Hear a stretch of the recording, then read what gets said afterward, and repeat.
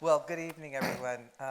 It's my great privilege to introduce Jim Hayman, television producer, director, photographer, and alum of UCSB, and actually a graduate in the film studies program here from the 1970s. We're both grads from the 70s from here.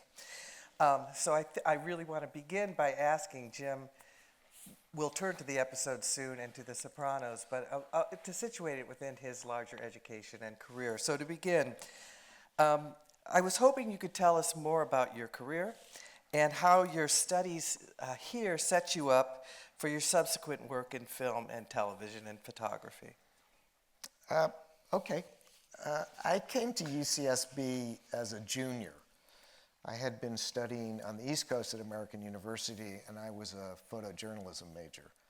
And then in my sophomore year there, I took my first film class, and I just fell in love with movies. I actually realized that I had always been in love with movies. I grew up in New Jersey. My mother was an insomniac, and she watched old black and white movies all night, and she always wanted a partner. So as a kid, that's what I would do. So I took this film course, and I was, just for geographic reasons, wanted to change. So I thought about coming to California to study film. I liked the idea of a communal art, as opposed to photography, which is more individual. But I wasn't ready to go to UCLA and really take a business approach, and the film studies department was literally just starting.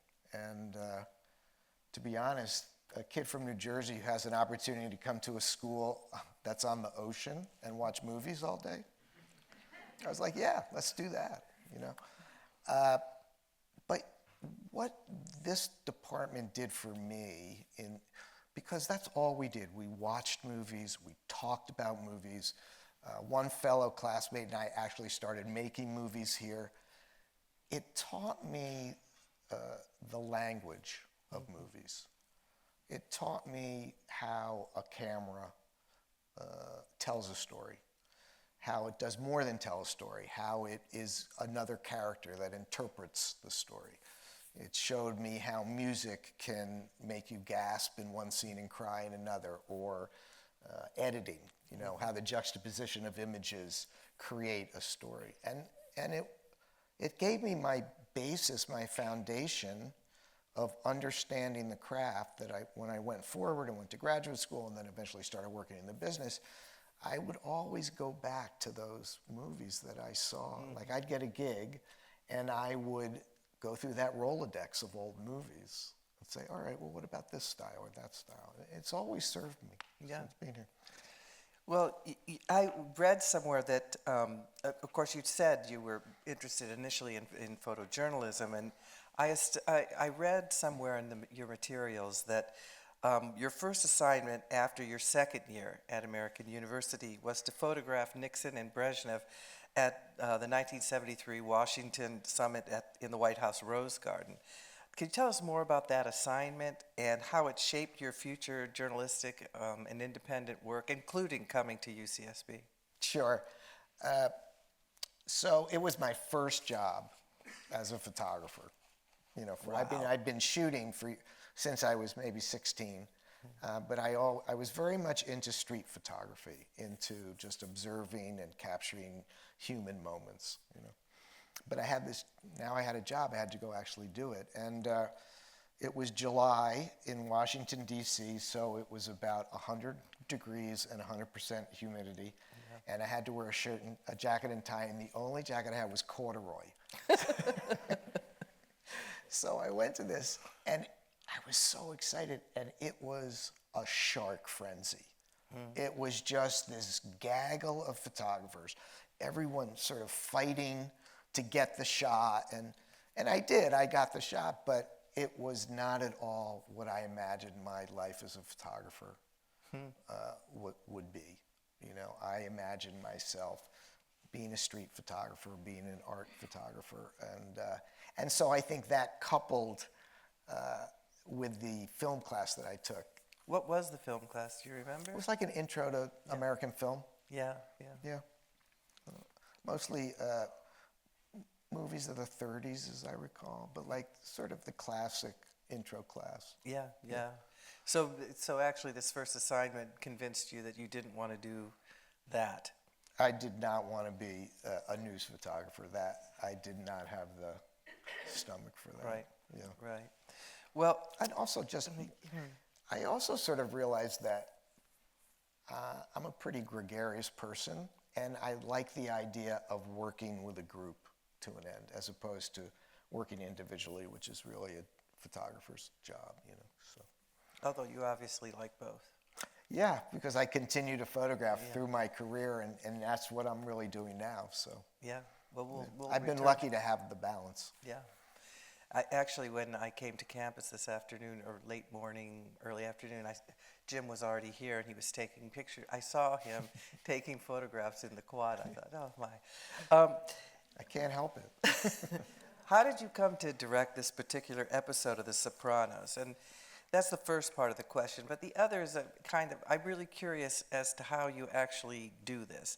What was your biggest challenge in directing an episode that both recounts full-fledged stories that are ongoing, as well as, new information and a new storyline? So coming into something that's been long running. So how did you come to it, and what were the challenges for you? Well, David Chase, who was the creator of the show, and I worked on a show called Northern Exposure. And I started that show as... Yes, we watched it. Someone knows it. That's good. I think A bit older, maybe. We're all older. We're all old, believe me. Anyway, that's a whole other thing, because that was just a great show to work on. And I was the cinematographer on it, and then that's where I got my first chance to direct. And so then I left and started working as a visiting director on various shows, but I would always come back. And that's where I met David, and then he went on some years later to do The Sopranos. So we had worked together, we had a working relationship, so he called me to do one. So I think the issue for all visiting directors is you're coming into, you're the one who's crashing the dinner party, And particularly in this situation, you have a show that's in its fourth season. Right? So things are pretty well set. And it's an exclusive dinner party because it's an incredibly successful show. So as a visiting director, you sort of have to spend a lot of your prep. You get, 2 weeks or so to prep the show, kind of figuring out the political landscape, and you come in, and in a situation like this, you watch as many shows. I watched every show. I was a fan of the show, so it wasn't like I had to catch up. But it's the 51st episode that you're directing. Yeah, so it's a lot of TV. Yeah. And there's a very set style to the show. Photographically, it's a very staid style. It's relatively static. It's relatively traditional coverage, a wide shot and then singles or over-the-shoulder singles and whatnot. And I think because I was a cinematographer, I came from a place personally of really liking the moving camera. So to a degree, I had to adjust my style of how I would shoot a scene and sort of fit it into their style. But you can see that the camera is drifting a lot. So I sort of brought that, and they seem to like it, so I was okay with that. So. Yeah, so there are some really stunning scenes, and some that don't look like the rest of the series. There seems to be a certain sensibility at work, but I want to start with, the scene of Paulie's brutal murder of one of his mother's friends, who he's taken a dislike to from the very beginning. It's a shocking sequence, and I wonder how it came to you and how you decided to render it. It's interesting. When I first read it, it was like, whoa, right? And then Tony Sirico, who played Paulie, came and he said, David has me killing this woman. And I was like, yeah. I said, are you uncomfortable with it? Do you want to should we talk to David? And he said, oh no, David wants me to kill her. I'm going to kill her. Just like that. I was like, okay. So we said, well, let's run with that, So we lit it much darker. It's very noirish, and you don't see in the eyes. It's all top lit.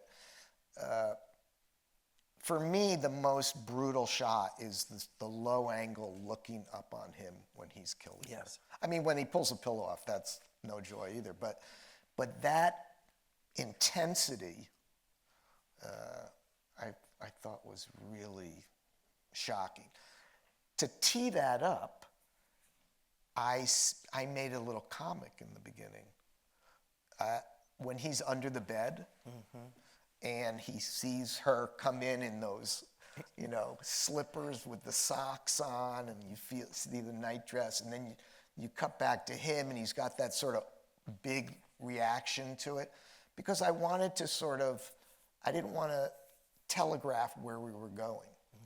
So we tried as best we could to make that scene in the bedroom start off.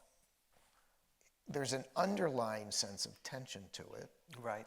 But I'm trying to keep away from where we're going. Right. So, when you get down in the hall and the physicality of it all, well, that's what that makes much it more brutal. Shocking. Yeah. Exactly. Yeah. Interesting.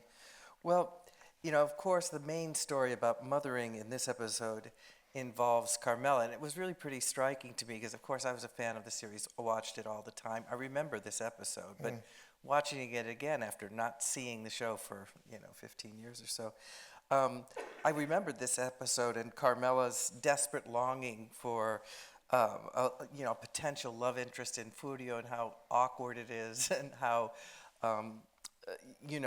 her intensity of feeling as there's a lot of other activity going on in this episode, but she seems to be at the center of it. Many critics have claimed that this is the first episode that gives us our first real encounter with Carmela's inner life. So I was wondering if you could tell us more about how you give an inner life to a character who's been mostly framed as a mother and a bystander. Like, what is different here? Because I think she is the kind of emotional center of this episode. Mm-hmm. Well, you're lucky enough to have Edie Falco. Well, there's that. And I think a smart director just gives the room for an actor like that. There's certain actors that just embody a character,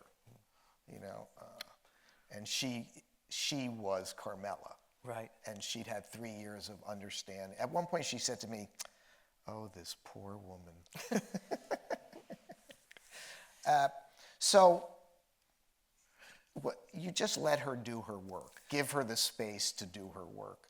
I will say there are a lot of scenes where she's alone in a space and revealing different emotions. And I tried to, for instance, the scene in the bathroom. Right. We played it all in a wide shot. You didn't need to go close there. And she's all in this kind of negative, monotonal space. She's sort of in the same tones.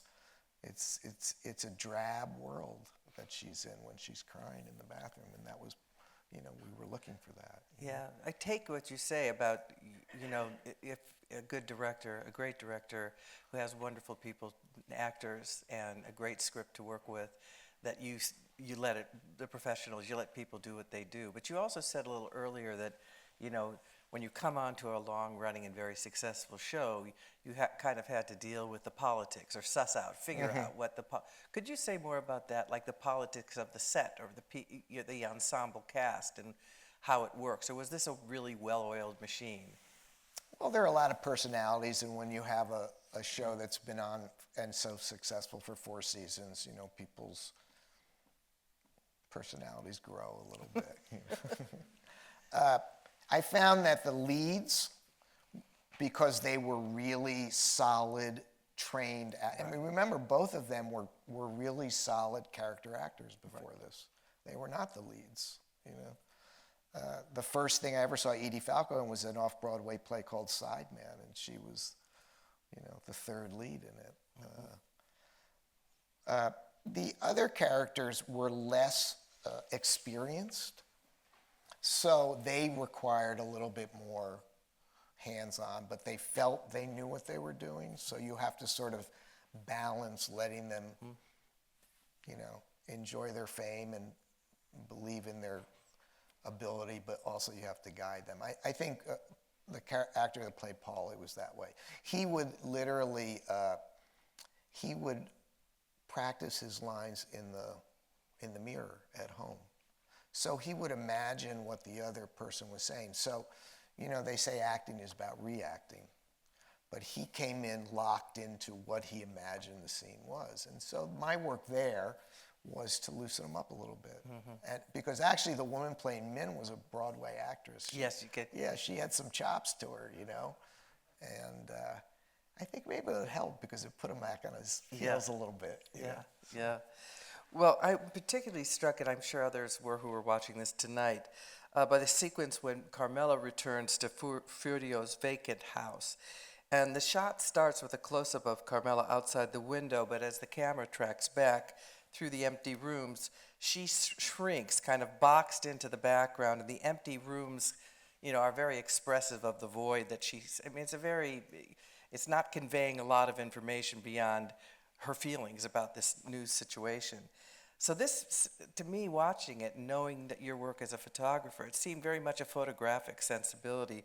Can you say more here in your approach to directing as a photographer, as someone who's interested? Sure. I have to say I'm very proud of that shot. I love that. Because it just told a story without dialogue. Yeah. It really told a story. And she looks in, and then she just leans against the window. It's like my favorite beat, and we just keep pulling back. And, we're showing her isolation. It worked very well for me. I came from being a cinematographer, so I feel very comfortable of how putting things in frames, how you use the space and the frame and the movement to elevate the storytelling.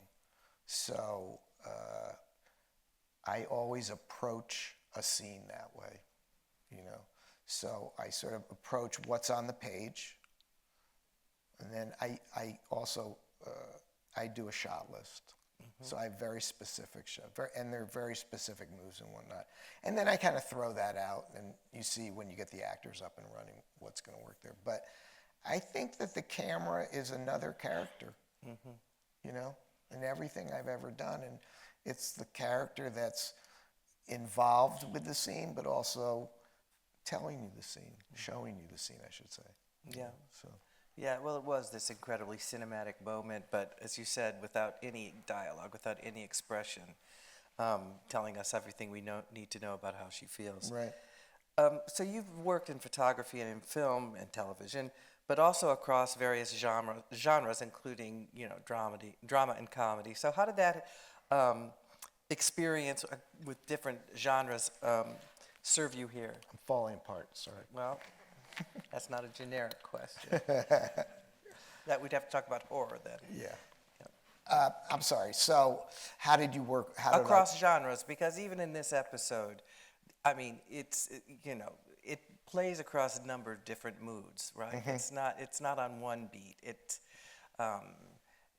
So there's moments, comedic moments that aren't comedic at all, but could end in tragedy, or I don't know. I wonder if you just talk about your work across genre and working in genre. And I know you have a great interest from your earliest days studying American cinema. Yeah, right. Yeah. Well, I have to say, I think The Sopranos was a dark comedy.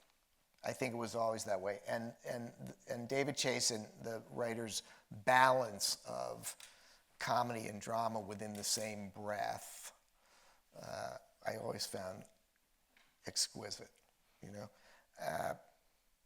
and the fact that I'd worked in both genres, I always feel like whether you're doing comedy or you're doing drama, what's important is maintaining a reality.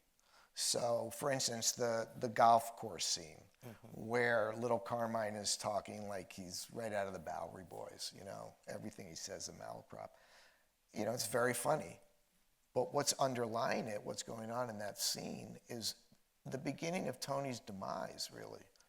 You know, so as long as I felt I could keep it in a real world, the scene with the dinner rolls, you know. Yeah, yes. Everybody's seen someone do that, you Right. know. I haven't quite seen him taking all the sweet and low. Yeah, And the, maybe we went an inch far, but that's why you laughed. yeah. But there Although still I was a have reality relatives who about would it. do that, so, you know, I have relatives who would have done that. Oh yeah, absolutely. So I think for me, it's what I love to do. I love to do both those things. You know, a lot of the shows, Ugly Betty, Joan of Arcadia, they were all these dramedies, you know, so. Well, there's so many references to film and literature in this particular episode. Obviously, The Sopranos, it's, you know, constant film references, gangster film references, classic film references. But let's focus first on the literary references from the children's story, Eloise at the Plaza Hotel. But the bigger thing is the queer readings of Billy Budd or Death in Venice and Leslie Fieldler. And I was wondering, why have Carmela react to this particular cluster of literary text? I know you didn't write it, but you must have thought, you know, it's situating her in this, and it's played both as drama and as comedy. I mean, right? What you make of all that? Well, I mean, I think the whole run about homosexuality through this episode, you know, with Mr. Wiggler, you know, then the next time you see him, he's giving him Death in Venice, you know, the invisible Mr. Wiggler, and we imagine who he is, you know.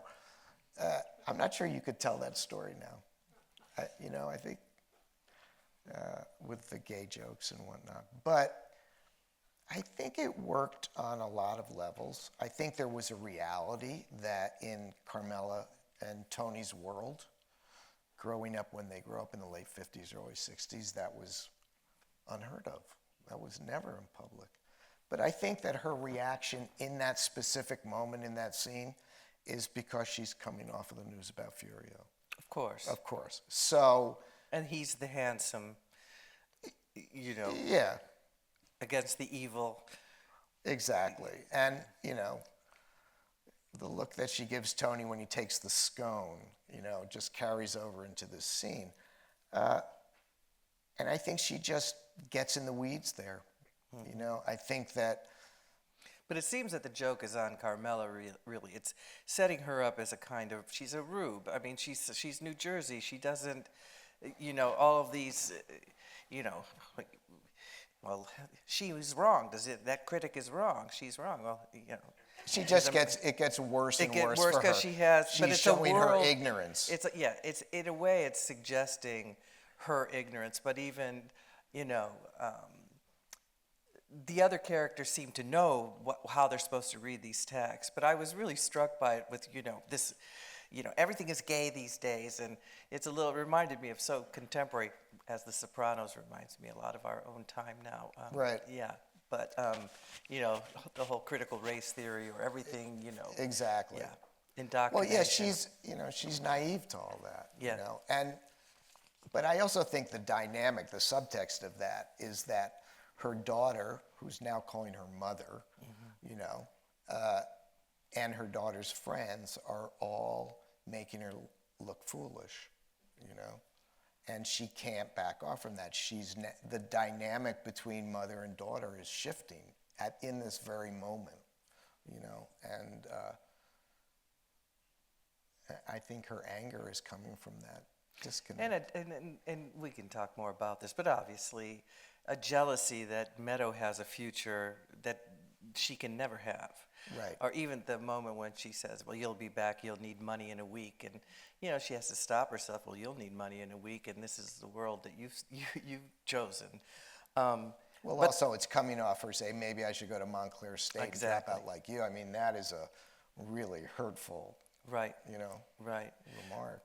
But it's, you know, class difference and taste level and all of that, which I want to talk a little bit more in a minute, but it strikes me that, as I said, Sopranos, and you know this, Goodfellas, how many members of the cast of Goodfellas are in The Sopranos, and The Godfather is constantly evoked from the very beginning. But in this episode that focuses on Carmela's pain and lack of, and tensions in mother-daughter relationships, we move into like the woman's film. And I kept thinking, in the episode itself, there's references from classical women's films or films focused on, thought to be strong women characters. So Meadows calls her mother Mrs. Danvers, who the villain of Hitchcock's Rebecca in this sequence. And later at the very end, Carmela's in bed and she's watching How to Marry a Millionaire from 1953, the comedy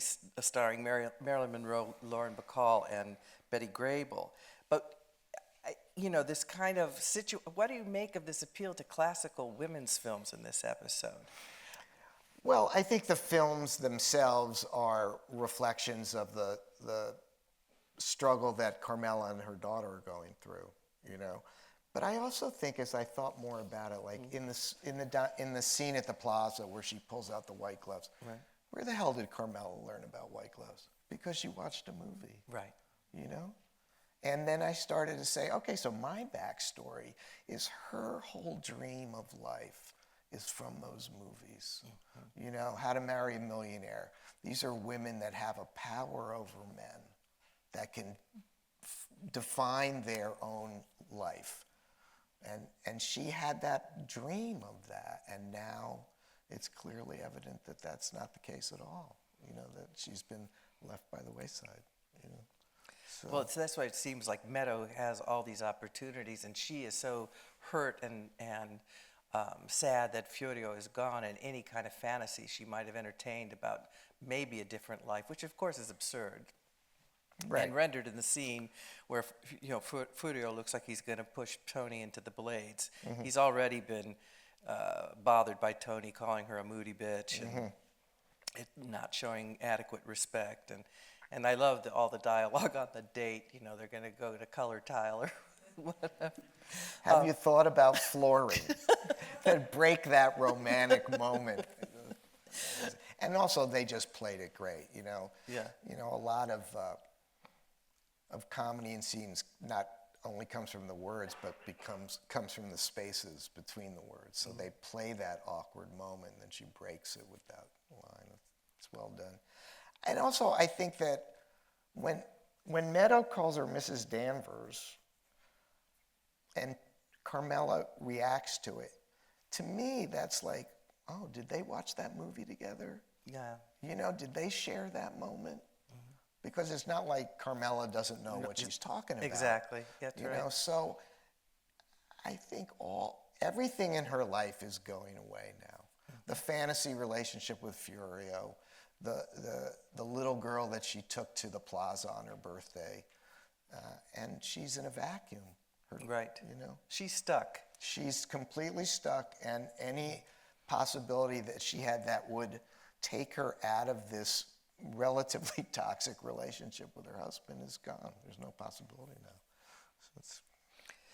Well, let's turn to I was really struck by the ending of the episode where Tony's trying to understand what's going on. And at least here, he's so clueless throughout, and he can agree with Meadow. Meadow gets it, she figures it out. She puts two and two together. Oh, she's the parent in that right, scene, she's the one that knows. But, he's like, well, change of life, and all of this. But I want to just talk about that final sequence with Carmela in bed, and he's saying, Carm, you did it. Meadows is a wonderful, beautiful. We've already heard this from the roommate's mother, her daughter, and at that point, she takes it in that way, like, oh, what a reflection on me. She's quite proud. Exactly. I think, she's proud of it at that moment. But, after the other dinner sequence where she feels that she's really being belittled by She's humiliated. Yeah. And then here at the end, I just wanted you to talk a little bit about how you chose to shoot that, because I think it's really, really moving and effective. And as I said to you, again, as someone who watched a lot of melodramas and women's films. It reminded me of like a kind of Stella Dallas in reverse. It's a movie from 1937 where the working class mother has to give her daughter up to the working class, upper class, and she herself can't be part of this world, but she's proud of it, that she's enabled this kind of class mobility for her daughter. Whereas here, it's like she's getting this praise from Tony about what a great mother and how she raised this wonderful person, but all she can just say is, deadpan and staring blankly ahead, like, yes. And not proud of it. In fact, it's very much focused on her own lack of mobility, the impossibility of any movement forward. So I just wanted you to talk a little bit about how you chose to shoot that. It's very effective. Yeah, she is so caught in her own wasteland that she can't take any credit. All she sees with Meadow, because Tony calls her a fine young woman, so it's not even a girl anymore, and all she sees is loss.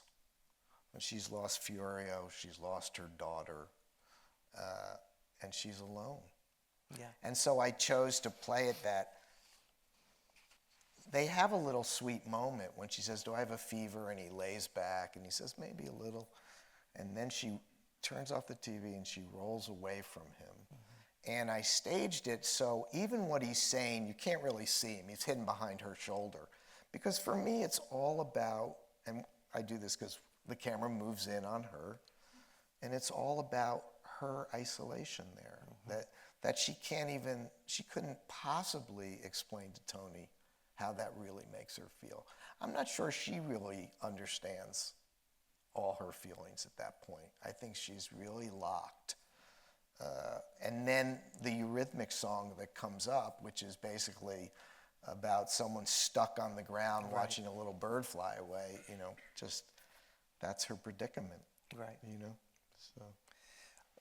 I wanted to ask one last question before we might open up for audience questions, but in this episode, as in others, The Sopranos plays with and even mocks the values of, urban and suburban sophisticates, including academics, professionals, intellectuals, and many scholars have said, arguably, this is the demographic for this series, is a kind of high-quality prestige TV.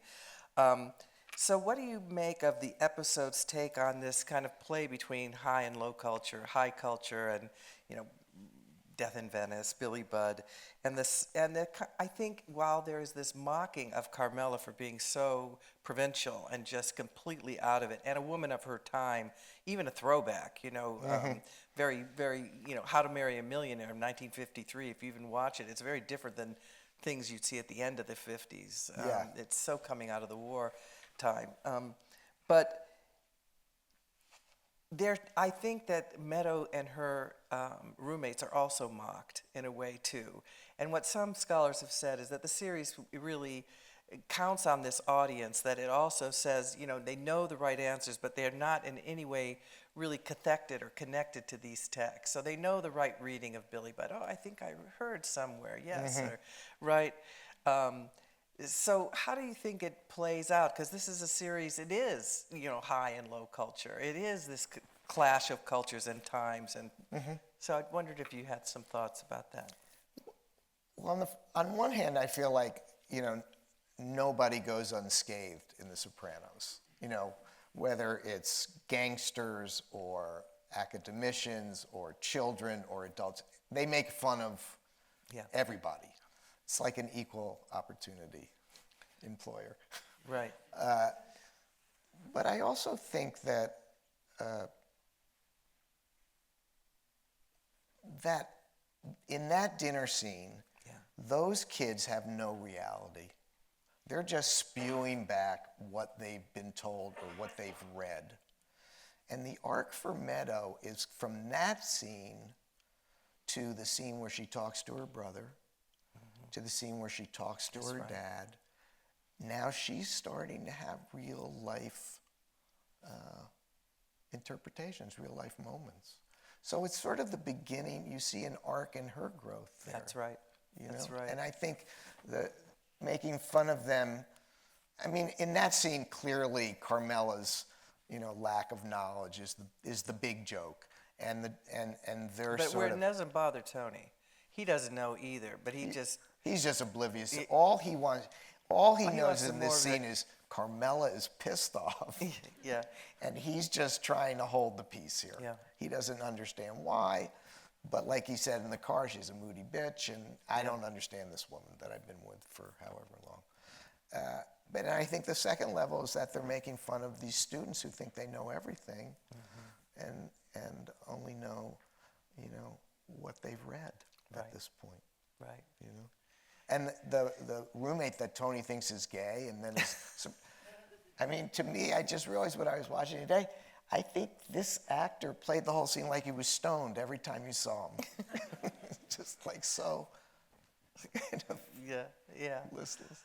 Yeah. No, that the conversation is, and I think it's more that, Tony's, the whole gay, or it doesn't affect him, where Carmela's, somehow her sensibility is really rattled. But the rest there's a kind of smugness, but you're right, they're college kids. And here class plays out in a different way, because they're this, coming from these very wealthy families, very accomplished, a world away from anything that Tony and... I think those kids couldn't, I mean, it seems to me that they must have a sense of who Tony Soprano is, because they're so nervous when they come in, but they don't have a clue what that lifestyle is at all. And they're, she's locked in her, house in the Pyrenees, and they just have no idea. Well, I'm certain that members of the audience have questions. I hope you do. You mentioned that you and your mom used to watch movies late at night, and I'm a late night owl myself. Which was your favorite movie that you watched with your mother? Did you have a favorite? Well, it's going back a very long time. But this was in the late 50s, I guess. And so my mother loved Busby Berkeley musicals. So like The Gold Diggers in 1933 was a big favorite movie of ours. And so as much as I liked that, I also loved Guadalcanal Diary, like all the black and white war movies, for a 7-year-old boy. But it was always mostly musicals or melodramas. So I got a great balance. What's not to love? I mean, right? Yeah. Actually, my favorite movie, we've talked about this, and I think I probably saw it way back then, is a movie called Sullivan's Travels. And that actually was a movie that made me want to make movies. Because I don't know if you know the movie, but at the end of it, it's about a filmmaker who makes comedies, and he decides he needs to make a really serious movie. So he goes out on the road, he's going to make a documentary about real people, and he goes through these series of mishaps and ends up in jail.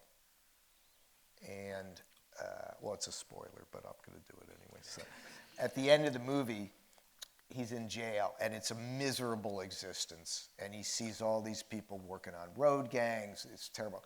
But at night, they show a movie, and they show a cartoon, and it's uproariously funny, and every guy in this audience forgets where they are.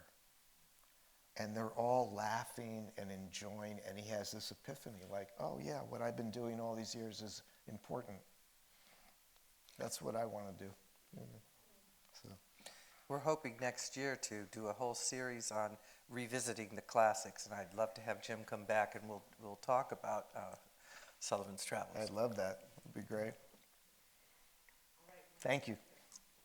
There's the scene where Tony is within inches of being murdered, which is so sudden and so quickly moved on from, even though it's such a big deal. And I was just wondering if you had any comments on putting together that scene, or how you felt about the composition of that particular plot point. Thank you. Are you talking about the airport? Yeah, in the propeller. Yeah. So it was interesting because when we looked at the helicopter and that rotor in the back, you couldn't see anything in a real helicopter. because there's no markings on it. So we actually had to manufacture the tail of the plane, of the helicopter, so we could paint on the rotor and then move it at a different speed. And also we had to make sure that it wasn't completely in sync with 24 frames a second, because then it would disappear completely. So we had to manufacture all that moment. And it was a little bit trial and error, because we just assumed we were going to do it with a real helicopter, and then as we saw it, we realized we couldn't do that. I think it's a huge moment in the episode, you know? And I think it's the pivotal moment, right? Because it sends Furio back to Italy, and it starts the downfall of Carmela's dreams, you know? And I thought that Gandolfini was brilliant, played a brilliant drunk in that scene, completely bewildered, you know? I didn't quite understand, though, urinating into the blades. But you think, I thought they were getting away from the barfing guy, that you wouldn't want the barfing into the, it just, There might be a little physics here that we could question. it just didn't seem like a wise move for other it's blowing reasons. that way. They've got their back. Okay, I can sorry. rationalize anything. Okay. It worked in the shot. It worked. Thank you so much for directing a fantastic episode. My friends and I were at Italian dinner earlier, so we were celebrating this Perfect. occasion. Yeah. Did you we take the rolls when you left? We should have taken the roles. We were trying to nail down what makes The Sopranos so special, and so many shows are trying to emulate this. This was such a groundbreaking series. We couldn't really figure it out. I'm curious, what do you think in your, it's probably not an easy thing to nail down, but what makes The Sopranos so special that so many shows are trying to emulate, in your opinion?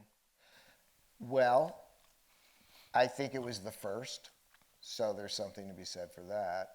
And it was certainly the first time that anyone took a look at that cross-section of America, the American gangster, and humanized him to the degree that he had the same problems that any suburban father with a family of four would encounter, you know? The anxiety that he has above and beyond from his work is what sends him to a shrink, you know, gives him panic attacks. So I think it was one of the first times that it approached a very set style of, I can't think of the word I'm thinking of, a very set type of storytelling or world, the gangster world, and put it in suburban terms. I think that was a huge thing for it. You know? And long running, and a television series, so it could keep. Well, that's one of the brilliant things about a series. You can head in one direction, and if it isn't quite working, you can go somewhere else because you got the time to tell those stories. Yeah, so. Okay, please join me in thanking Jim Hayman for joining us. Thank you so much. Thank you.